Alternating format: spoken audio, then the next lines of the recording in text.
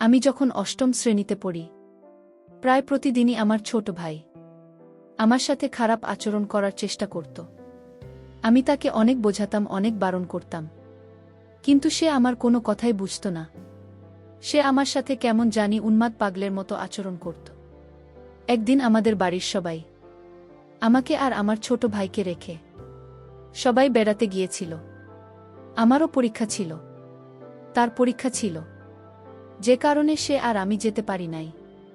কিন্তু এই সুযোগে আমার ছোট ভাই ঘরের দরজা বন্ধ করে আমার সাথে যা করল, তা শুনলে বন্ধুরা তোমাদের মাথা ঘুরে যাবে। বন্ধুরা, গল্পটি অনেক ইন্টারেস্টিং। আশা করি তোমরা পুরো গল্পটি খুব মনোযোগ সহকারে শুনবে। তবে গল্পটি শুরু করার পূর্বে তোমাদের নিকট আমার একটি ছোট্ট অনুরোধ, তোমরা অবশ্যই আমার চ্যানেলটি সাবস্ক্রাইব করে আমাকে সাপোর্ট করবে। হ্যালো বন্ধুরা, আমি রিমা। আমি যখন খুব ছোট তখন আমার বাবা মারা যায়। আমার মা অন্য আরেকজনকে বিয়ে করে সেই ঘরে আমার ছোট একটি সৎ ভাই ছিল। ছোট ভাই আমার সাথে সবসময় খারাপ আচরণ করার চেষ্টা করত। ব্যাপারটা আমার ভাল লাগত না, আর ভয়ে কাউকে কিছু বলতেও পারতাম না। আমি ব্যাপারটা আমার মাকে বলি, মা উল্টে আমায় বকা দেয়। তারপর থেকে আমি ভয়ে কাউকে কিছু বলিনি। অষ্টম শ্রেণীতে ওঠার পর একদিন বাড়িতে কেউ ছিল না, ওই সবাই দাওয়াত খেতে গেছে। সেই সুযোগে ছোট ভাই কোথা থেকে এসে আমার উপর পশুর মতো ঝাঁপিয়ে পড়ল। আমার চিৎকার দিয়েও কোনো রক্ষা হলো না। এরপর থেকে ছোট ভাই প্রায় সময় আমার উপর ঝাঁপিয়ে পড়ত, আর মাঝে মাঝে ছোট ভাই আমাকে টাকা দিত। যখন আমি ক্লাস 10-এ উঠলাম, তখন বুঝতে পারলাম আমি কনসিভ হয়ে গেছে। যখন আমি কনসিভ করি তখন ব্যাপারটা বুঝতে পারিনি। আমি আর ব্যাপারটা আরও পরিষ্কারভাবে বুঝতে পারি ক্লাস 9-এ শারীরিক শিক্ষা বই থেকে। আমার তখন মাথা ব্যথা, বমি ভাব ছিল, কিছু খেতে পারতাম না। আর ব্যাপারটা যখন বুঝতে পারে, তখন মা আমাকে জিজ্ঞেস করে, কি হয়েছে তোর? আমি কিছুই বলি না। অবশেষে মাকে ব্যাপারটা বলতে আমি বাধ্য হয়েছি। আমার মুখ থেকে মা এরকম ধরনের কথা শুনে অবাক হয়ে গেল, আর আমাকে অনেক বকাবকি করতে শুরু করল। এর আগে আমি আর আমার ভাইকে ব্যাপারটা বলেছিলাম, কিন্তু বিশ্বাসে কোনো মানে নাই। মা এসব কথা শোনার পর মা আমার ভাইকেও এই ব্যাপারটা নিয়ে জিজ্ঞাসাবাদ করেন। সে উল্টো আমাকে অত্যাচার করে বলে, এটা আমার না। আমি বললাম, এত বছর ধরে আমার সাথে সম্পর্ক করলেন যে আমি সবাইকে বলে দেব সে আমাকে হুমকি দিয়েছে। বলল, তোর খবর আছে। আমিও ভয় পেয়ে যাই। এসব কথা শোনার পরও মা আমাকে অনেক মারধর করে। ব্যাপারটা গোপন রাখে বাবা ভাইদের কাছ থেকে, আর বলে, এটা কার বাচ্চা, কার থেকে পাপ আমার ছেলের উপরে ছেড়ে দিয়েছিস, আরও অনেক কথা। পরে মা বাচ্চাটা গোপনে নষ্ট করে ফেলে। তারপর আমাকে আর স্কুলে যেতে দেয় না। আমি স্কুলে যাওয়ার কথা বলে যেতে হবে না তোর স্কুলে। তারপর মা তড়িঘড়ি করে আমার বিয়ের জন্য বাবাকে বলে, বাবা তো এমনিতেই আমাকে দেখতে পারে না, তাই কোনোরকম চাইছে আমাকে বিদায় করতে, কারণ আমি তো উটকো ঝামেলা। এর মধ্যে আমার ছোট ভাই মালয়েশিয়া চলে যায়। আমি ওই সময় অনেকবার মরতে চেয়েছি, কিন্তু পারিনি। অনেক মানসিক হতাশায় ভুগেছিলাম। এরপর একটা ছেলে আসে আমাদের পাশের গ্রামে। বাবা মা কোনো খোঁজখবর না নিয়ে আমাকে বিয়ে দিয়ে দেয়। কি অদ্ভুত ব্যাপার! বিয়ের দিন আমার কপালে একটা নাকফুল জোটেনি। আমার বাবা বলেছে, পাত্রপক্ষের কাছে আমার বাবা বলেছে, আমি তার কোনো মেয়ে না, আমি তাদের বাসায় কাজের মেয়ে। তাদের বাসায় আমি থাকি। ছোটবেলা থেকেই তারা আমাকে মেয়ের মতোই দেখে, এবং এভাবেই তারা আমাকে মানুষ করেছে।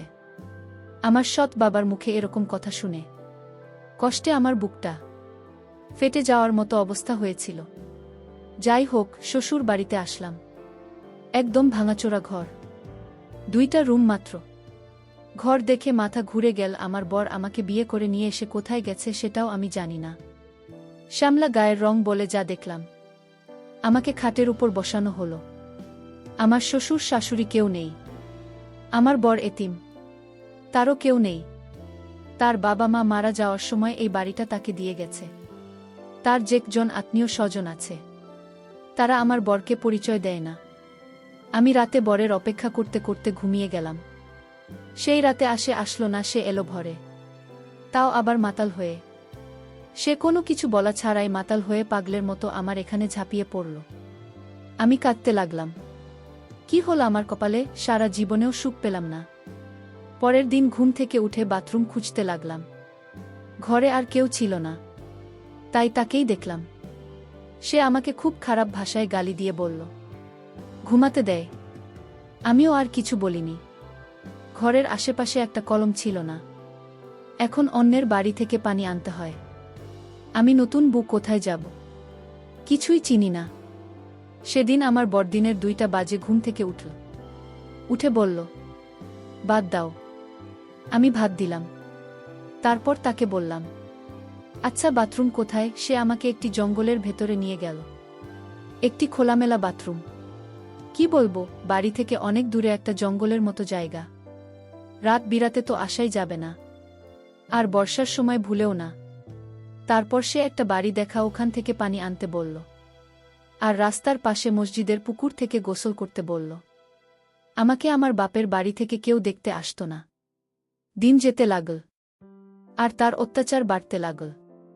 অহেতুক গালাগালি করা। আমাকে বিয়ের 7 দিন পরে এদিন রাতে মারতে শুরু করল। সে মদ খেয়ে মাতাল হয়ে আসছে।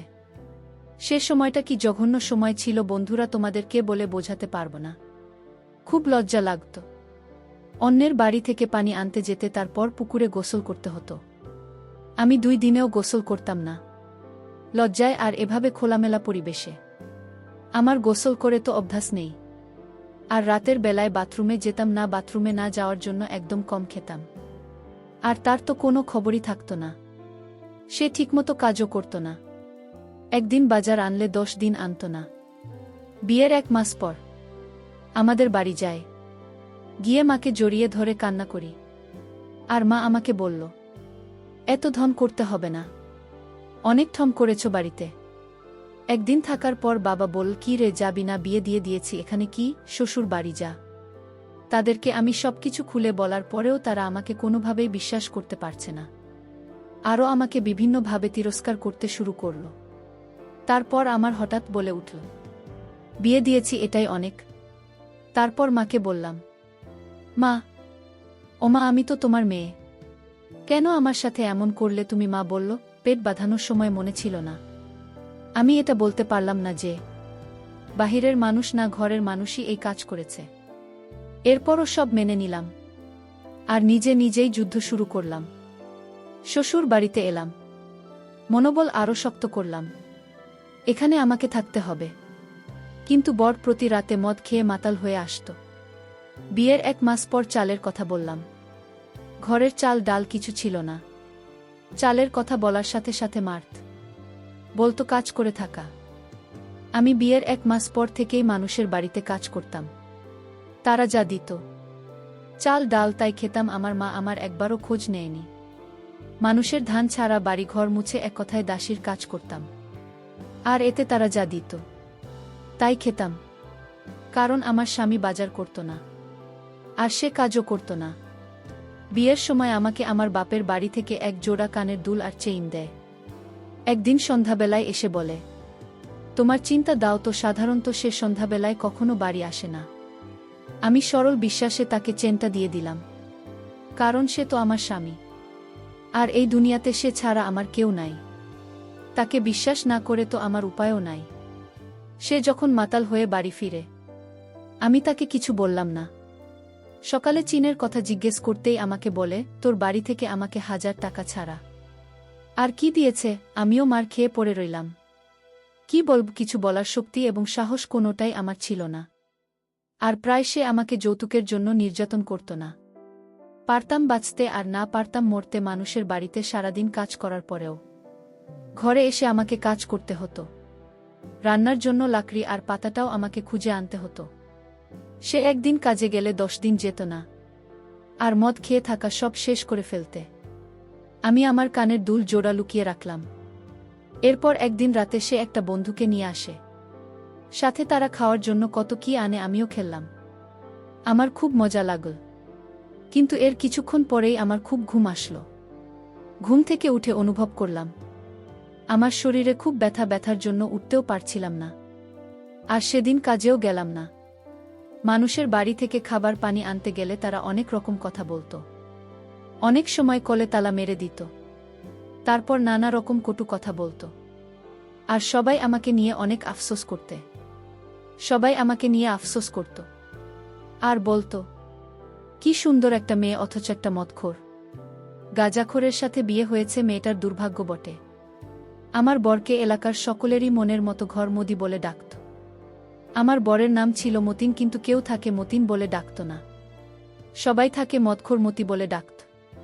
এলাকার সবাই তাকে মুখ্যমন্ত্রী হিসেবে চিনে। যাই হোক বন্ধুরা, সেই দিন রাতে তার বন্ধুকে নিয়ে আসার পর আমি জানি না আমার সাথে কি হয়েছিল, কিন্তু আমার শরীরের সকালে ঘুম থেকে উঠে প্রচুর ব্যথা হয়েছিল। মনে হয়েছিল আমার সাথে ভিন্ন রকম কিছু হয়েছে। তারপর থেকে প্রায় সময় আমার বরের সেই বন্ধুটা আসত। আর সে যেদিন আসত সেদিন আমার খুব ঘুম আসত। তো একদিন সন্ধ্যাবেলায় আমার বরের বন্ধুরা আমার ঘরে আসে, আমাকে খুব খারাপ আচরণ করার চেষ্টা করে। সেটা আমি আবার আমার বরকে বলি। তখন বরের বন্ধু আমায় উত্তর দেয়, প্রতিদিন তো আমি তোমার সাথে এসব করি, তুমি আর কি বুঝতে পারো না? কারণ তুমি ঘুমের মধ্যে থাকো, তখন সমস্যা হয় না। আমি আমার বরের বন্ধুর মুখ থেকে এসব কথা শুনে খুব ঘাবড়ে গেলাম। আর বললাম, এসবের মানে কি? আপনি এসব কি বলছেন? তারপর বরের বন্ধু আমার বরের সামনে খুব বাজে, খুব নোংরা আচরণ করার চেষ্টা করছে। আমার বর এসব কিছু দেখার পরেও তাকে কিছু বলছে না। তখন আমার চোখ দিয়ে আপনা আপনি জল বেরিয়ে আসছে। তারপরেও আমার স্বামীকে আমি বললাম, দেখো, এই লোকটা তোমার সামনে আমাকে আমার সাথে কি রকম নোংরা আচরণ করার চেষ্টা করছে। তুমি একটা কিছু বল, আমি কাঁদলে আমাকে অনেক মারে। আর বলে সে এমনি এমনি আমায় স্পর্শ করে না, তার জন্য নাকি আমাকে টাকা দেয়। এরপর থেকে বন্ধুটি প্রায় আসত। আমি কোনো রকম প্রতিবাদ করলে আমার স্বামী আমার কোনো কথাই শুনল না, বরং উল্টো আমাকে মারধর করতে শুরু করল। তারপর হঠাৎ আমার বরের বন্ধুর মুখ থেকে কথাগুলো বেরিয়ে আসলো। আমাকে বলল, সুন্দরী মা, তোমার বর প্রতিদিন তোমাকে টাকার জন্য মারধর করত। তোমার বর মদ খাওয়ার জন্য টাকা পেত না, আর এজন্য আমি তোমার বরকে প্রতিদিন টাকা দিতাম। কিন্তু তোমার বর আমার টাকা পরিশোধ করতে পারত না, বিধায় তোমাকে দিয়ে আমি তার রসুল নিতাম। আর সবচেয়ে বড় কথা হলো, রিমা, তোমাকে দেখে আমার খুব মায়া লাগত। তো এই জন্যই তোমার বরকে আমি টাকা দিতাম, বিনিময়ে তোমার কাছ থেকে আমি একটু সুযোগ সুবিধা নেওয়ার আশায়। তুমি এমন করো কেন রিমা? একটু মজা করি তো চলে যাব। আমার তো আর কোনো উপায় ছিল না। তারপর আমার বাধ্য হয়ে তার সাথে এসব করতে হয়েছে। আমাকে কিছুদিন পর দেখলাম আরও নতুন নতুন লোকের আমদানি বিষয়। আমার কাছে খুবই খারাপ লেগেছিল, কিন্তু আমার তো আর কোনো উপায় ছিল না। বাধ্যতামূলক হয়ে আমি ভিন্ন জগতের প্রতীক হয়ে গেলাম। মানুষ থেকে মানুষে পরিণত হলাম। আমাদের বাড়ি ছিল গভীর জঙ্গলের ভিতরে। প্রতিদিন আমাদের ঘরে নতুন নতুন মানুষ আসত। ভিন্ন রূপে অনেক টাকার ছড়াছড়ি হতো আমার ঘরে। তারপর আমায় আমার বর বলল, এভাবে টাকা জমালে আর 1 বছরের মধ্যে টাকা জোগাড় হয়ে যাবে। সেদিন নিজের উপর অনেক ঘৃণা চলে আসলো। তা বলার মতো না। এরকম অমানবিক নির্যাতন কত সহজে করা যায়। প্রতিদিন 4 থেকে 5 জন হায়না রূপে আমাকে আক্রমণ করে। মনের দুঃখে ঘৃণা আমি তাদের এখান থেকে চলে আসলাম। আমার বাড়ির পাশে এক চাচির অনেক অসুখ থাকায় তাদের বাড়িতে রাখতে থাকি। সেই রাতে আমার ঘরে গ্রামে চেয়ারম্যানের লোক এসে আমার বরসহ সবাইকে ধরে নিয়ে যায়, আর জুয়া খেলার জন্য সবাইকে অনেক মারে। সেটা আবার আমি শুনি। চেয়ারম্যানের লোকেরা যখন তাকে ধরে নিয়ে যায় আর মারে, তখন আমি চেয়ারম্যানের কাছে ছুটে যাই। চেয়ারম্যান টাকা চায় আমার কাছে। আমার বরের বন্ধুদের ছেড়ে দেয়, কারণ ওরা চেয়ারম্যানকে টাকা দিয়ে দেয়। আমার কাছে 5,000 টাকা চাইল, কিন্তু আমার কাছে তো এত টাকা নাই। এরপর আমার কানের দুল বেচে টাকা দিয়ে তাকে ছাড়াই, কারণ শত হলে তো আমার স্বামী, সে ছাড়া তো আমার এই জগতে আর কেউ নেই। মার খাওয়ার পর সে বেশ কিছুদিন অসুস্থ ছিল। ভাল হওয়ার পর চেয়ারম্যান খবর পাঠায়, বলে তোর বুকে কিছুদিন আমাদের কাছে পাঠা, তোকে টাকা দেব। এরপর আমার বর আমাকে চেয়ারম্যানের কাছে পাঠায়। খুব লজ্জার বিষয়, চেয়ারম্যানের কাছে 2 দিন ছিলাম। এরপর ওখান থেকে এসে বলি, তোর সাথে আর সংসার করব না। একই কথা বলে আমি রাগে ক্রোধে বাপের বাড়ি চলে আসলাম। তাই 2 বছর পর বাপের বাড়ি যায়। যাওয়ার সময় খালি হাতে যায়, টাকা ছিল না। নাস্তা পানি কোথা থেকে নেব? এরপর মা আমাকে দেখে এক প্রকার তীরে আসলো। কিছু বললাম না, গিয়ে দেখি আমার বড় ভাই বিয়ে করেছে। তার বউ আবার গর্ভবতী। সে আমার মাকে জিজ্ঞেস করছে। মা ওকে তো আমার মা উত্তর দেয়, আমাদের ঘরে কাজ করত। মা আমাকে নিজের মেয়ে বলে পরিচয় দেননি। এরপর মা আমাকে বলে, দুপুরে খেয়ে যাবি নাকি, এখনই যাবি? আমি আর কিছু বলিনি। শ্বশুর বাড়ি চলে আসি। আসার পর বর আমাকে খুব মারে আর বলে, মাত্র জায়গা দিল না, গেলে কেন? আরও বলল, আমার ঘর ছাড়া তোর আর কি কোথাও জায়গা হবে? আরও অনেক বাজে বাজে গালাগালি করল। সে রাতে মরতে চেয়েছি, কিন্তু সাহস পাইনি। গ্রামের মোটামুটি সবাই আমাকে খারাপ বলতো, তেমন কেউ মিশতে চাইত না। আর এদিকে আমার বর বাড়ি বন্ধক দিয়ে জমিদারের কাছ থেকে টাকা এনেছিল ৮০,০০০। জমিদারের লোকেরা আমাকে অনেক গালিগালাজ করে গেল আর বলে গেল, খুব তাড়াতাড়ি হলেও টাকা পরিশোধ করে দিয়ে দিতাম, নইলে তারা তোমাদের বাড়ি দখল নেবে। বোর্ড আসলো, আমি জিজ্ঞেস করলাম, উনাদের টাকা দিলে না? বলল, জুয়া খেলে হেরে গিয়েছি, টাকা নেই। কোথা থেকে দেব? সমস্যা নাই, আজকে ১০ জন আসবে, ৫ করে দিলে ৫,০০০ হবে। তুই শুধু ২ দিন একটু কষ্ট করবি, তাদেরকে একটু ভালো করে খুশি করবি। বিশ্বাস করো বন্ধুরা, সে রাতে অমানবিক নির্যাতনের শিকার হয়েছি। আমার শরীর অসুস্থ হয়ে পড়ে। আমার বড় মানুষটা আমার অসুস্থতা দেখেও রাতে, পরের দিন রাতে আরও ৩ জন আনন। তারা কোনো কিছুই মানল না। অনেক কেঁদেছি, চিৎকার করেছি, উল্টে অনেকগুলো মার খেতে হলো। আমার বর মাতাল, সে কি বুঝবে? তারপর আর জানি না, নিজেকে হাসপাতালে দেখতে পেলাম। এক আয়া বলল, আমাকে নাকি ভোর ৪টা বাজে হাসপাতালে এনেছে। অজ্ঞান অবস্থায় আমার বর আসলো। আমি তখনও কথা বলতে পারছিলাম না। সে আমায় বলল, নাটক করে উল্টো কত টাকা খরচ করছিস। আমি কেঁদে দিলাম আর বললাম, তোর বিচার সৃষ্টিকর্তা করবে। একদিন তুই আমার জন্য পাগলের মতো রাস্তায় রাস্তায় ঘুরি। বিকেলের দিকে অবস্থা আরও অনেক খারাপ হয়ে যায়। তারপর তার বর এবং বরের কয়েকজন বন্ধু মিলে আমাকে এমার্জেন্সি ভাবে ঢাকা মেডিকেলে পাঠায়। ঢাকা মেডিকেলে ভর্তি করে। আমার বর এবং তার বন্ধুরা সবাই লাফাতে হয়ে যায়। এই খবরটা আমার মা পেল। আমার মা এসে আমাকে এক নজর দেখে চলে গেল।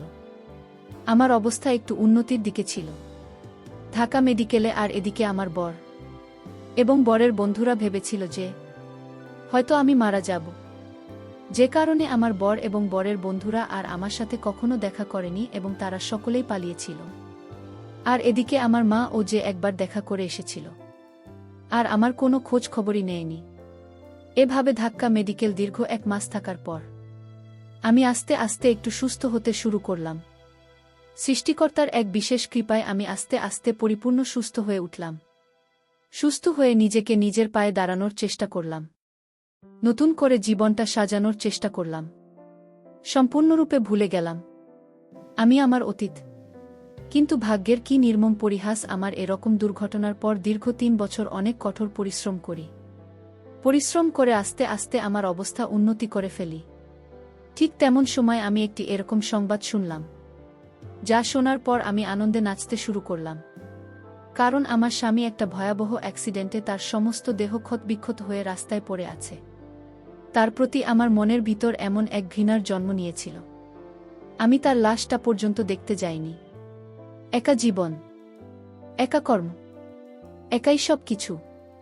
ভালো আছি, অনেক ভালো আছি বন্ধুরা। আমি এখন অনেক সুখে আছি, যে সুখের কোনো সীমা নেই। এরকম পাষণ্ড স্বামী থাকার চেয়ে একা থাকাই উত্তম। শ্রেয় বন্ধুরা, গল্পটি থেকে তোমরা কি বুঝতে পারলে আমাকে অবশ্যই তোমরা কমেন্ট করে জানাবে। বন্ধুরা, আজকে এই পর্যন্তই। আবারও আসব তোমাদের মধ্যে নতুন কোনো ভিডিও নিয়ে। ভিডিওটি যদি তোমাদের ভালো লাগে তাহলে একটি লাইক দাও। প্রতিদিন আমি তোমাদেরকে একটা করে নতুন গল্প উপহার দিব। তাই তোমাদেরকে অনুরোধ করে বলছি, তোমরা যদি এরকম ধরনের ইন্টারেস্টিং গল্প পেতে চাও তাহলে দয়া করে আমার চ্যানেলটি সাবস্ক্রাইব করো। পরিশেষে তোমাদের সকলের সুস্বাস্থ্য কামনা করি। ভিডিওটি দেখার জন্য তোমাদের সকলকে অসংখ্য ধন্যবাদ।